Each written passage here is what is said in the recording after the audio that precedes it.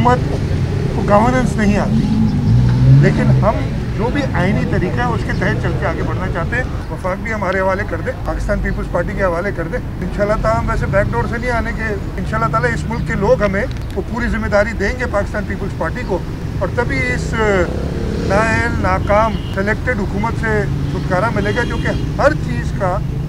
आप देख लें, कोई एक चीज़, एक स्ट्रेट फॉरवर्ड चीज़ भी होती है तो उसको ख़राब करके और इस तरीके से कर देते हैं कि पूरी मुल्क की और सबकी बदनामी होती है। वज़ीर आज़म साहब ने कहा है कि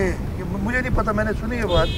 कि जी उनकी ये वजह से ये सारा हुआ है, तो मैंने बहुत पहले कहा था कि इनके लिए आइडियल जॉब जो है वो पाकिस्तान क्रिकेट बोर्ड की चीफ एग्जीक्यूटिव बनना है। लोगों ने कीमती जाने, हमारे पुलिस के एहलकार शहीद हुए और लोगों को नुकसान पहुँचा। पहले दिन ही ये बातचीत करने से, अब मैं अगेन कह रहा हूँ, एक तरफ फिर ये खुद ही अपने आप को एक ऐसी सिचुएशन में ले आते हैं कि मुझे उर्दू इतनी नहीं आती, क्या कहते हैं ना, उगल सकते हैं,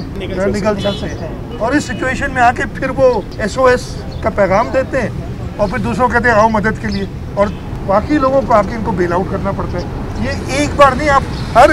क्राइसिस की सिचुएशन में देखें। अपने मुल्क में जो क्राइसिस है सारे, उसका हल एक ही है,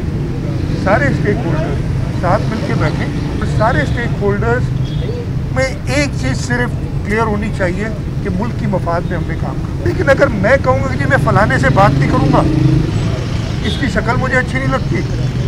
ये चोर है, और फिर खुद गलत फैसले करता रहूँगा, और जब खुद बिल्कुल फंस जाऊँगा उसके बाद फिर मदद के लिए पुकारूँगा, तो ये मामला तो पिछले 3 साल से ऐसे ही चल रहा है।